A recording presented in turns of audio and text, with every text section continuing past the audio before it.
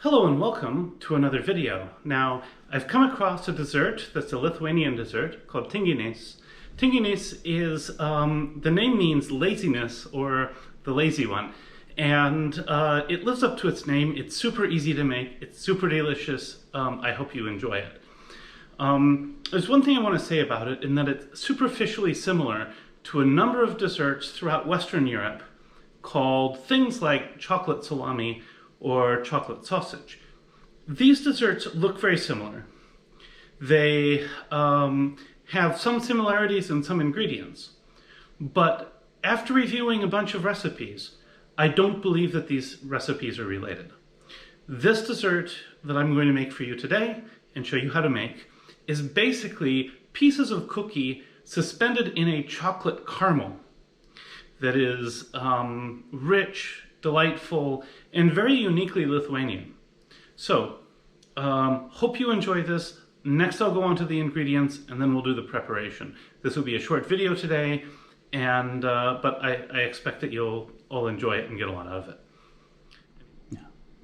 So ingredients are actually very simple. I have 200 grams of butter, 1 can, about 400 grams of sweetened condensed milk, 5 tablespoons or so, that's a little over 1/4 cup of powdered cocoa, and 400 grams or so of basically some form of tea cake. And usually these would be like a butter tea cake or something. I grabbed a Swiss brand. Obviously it would be better if I had a Lithuanian brand, but this is what it is. And basically that's all there is to this. And we've already done like the beginnings of the food prep. So the next step is we will prepare the cookies. So the first thing we're going to do is we're going to take our cookies and we're going to break them into pieces in a large mixing bowl. And sizes of the crumbs depends entirely on you. Apparently this recipe in its current form kind of goes back to the height of the Cold War.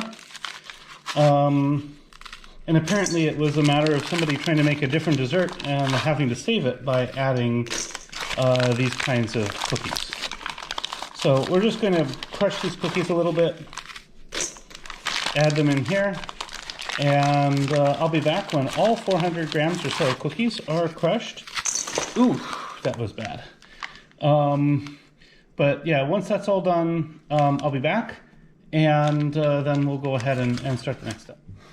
So the first thing I'm going to do is I'm going to melt this butter in here, and after it melts, I'm going to add the condensed milk and the cocoa, and so I'll be back once this is melted, and we'll go from there. So now this butter is pretty well melted. I'm going to start pouring in the condensed milk. Now, the condensed milk is not going to mix with the butter because, well, the butter is pretty much solid fat, and the condensed milk is not fat soluble. So it's just going to form a layer on the bottom initially, which is fine.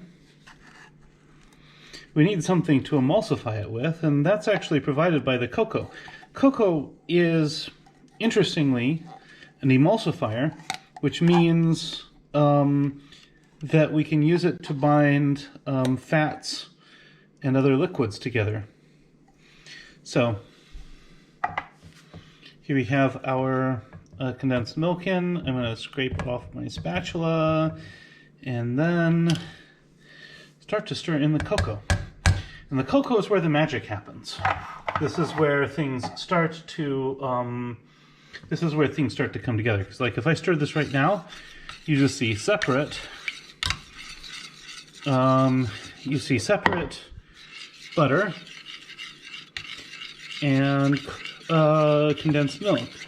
But once the cocoa starts to come in, the cocoa is going to first bind with the butter, and we get this dark mass on top. But now as I keep stirring it, we're going to start to see something happen.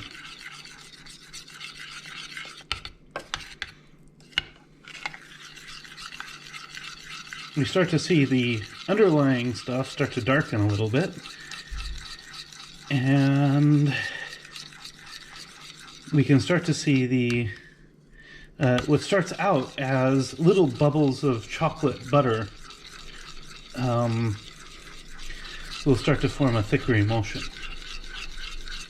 Now this is similar in some regards to sort of like mayonnaise but dessert, except that mayonnaise has a lot more fat in it, and this is sweet and not as fatty.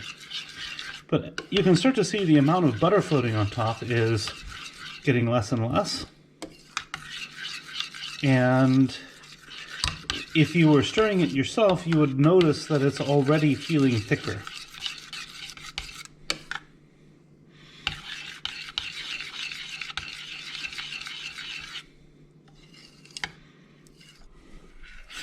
And so now it's starting to thicken up a little bit. And one way you can tell is that if you take the spoon out, you'll see a glob of stuff at the bottom of the spoon. And you don't want to cook it very long beyond this. Keep in mind this hasn't even boiled yet, so it's fine. You don't need to let it boil. In fact, I suspect that actually if you go as far as boiling, maybe you'll get the texture change. But now I think we're ready to proceed. You can see it's thicker and thicker and thicker. And so I'm going to pour this over the cookies now. And from there we will shape our loaf.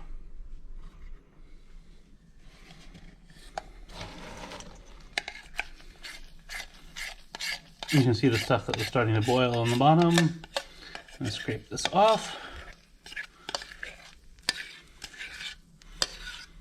Pour all this chocolatey goodness onto the cookies.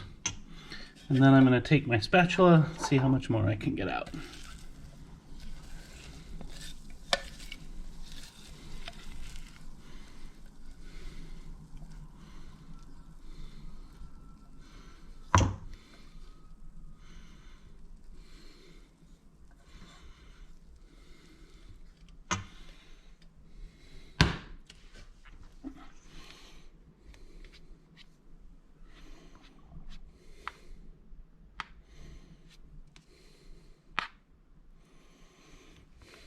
All right, so now the next step is we're going to stir this together so that everything is nicely and well coated.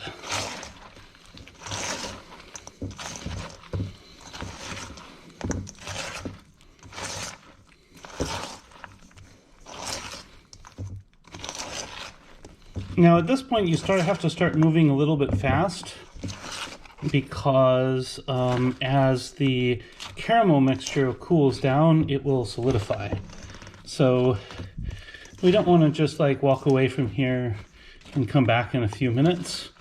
We want to, at this point, we kind of want to be committed to finishing this process. So just going to go ahead and pour this out, sort of in some general sort of, just focusing first on how much we have in different places, and then we'll worry about shaping.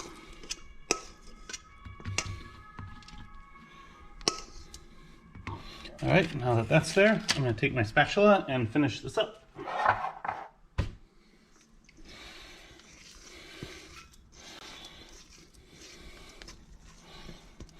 Now,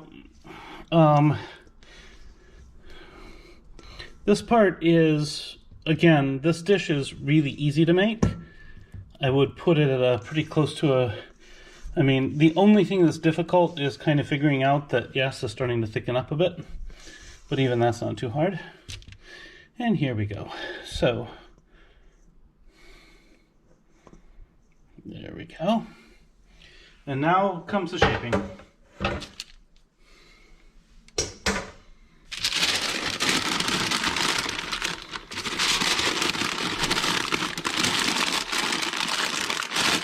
Yeah, we want to push this together nicely so that we get rid of all the air pockets in the middle. So what I usually do is I roll it up like this, and then I unroll it a little bit,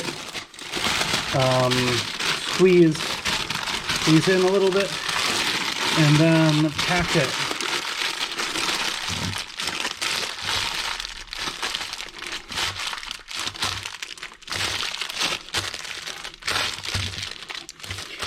And you definitely want to squeeze firmly.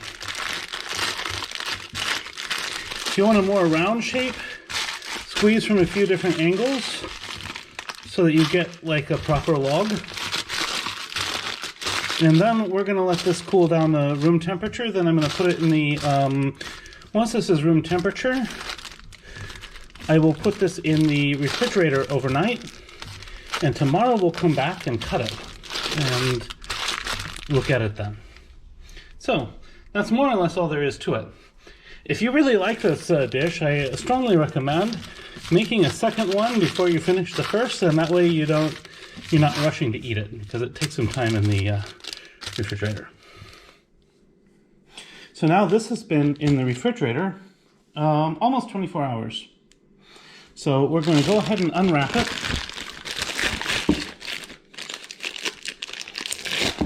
And you'll notice it actually kind of peels off kind of nicely. We're left with something that's definitely log-shaped. And in a few areas we might actually have some problems with the sticking, but this is a fairly minor problem, all things considered. And we can basically pull the whole thing off like this. And the texture of this is actually relatively firm. So now what I'm going to do is I'm going to cut a slice off, and if we cut it open, you're going to see that basically what we have is all these cookie pieces surrounded by this chocolate caramel stuff. And this is going to be absolutely delicious. So I'm going to cut another small piece off, and I'll use that for the taste test.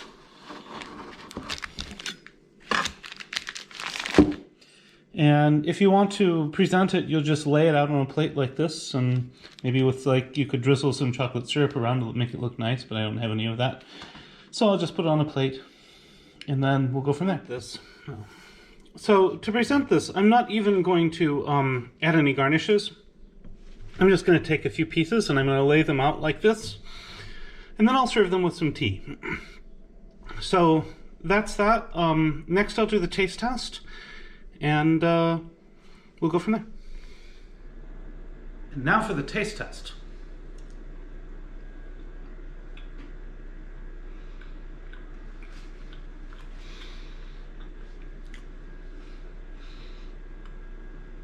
The cookies have lost just a little bit of their crunch, but not much. This chocolate caramel stuff is really gooey and rich and relatively soft.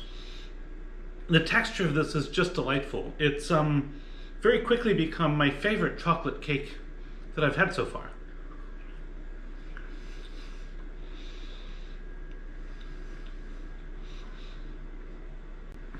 And by the way, this is a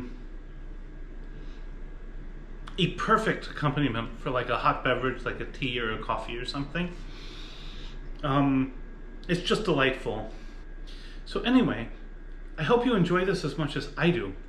Zobayachu, guten appetit, and see you next week.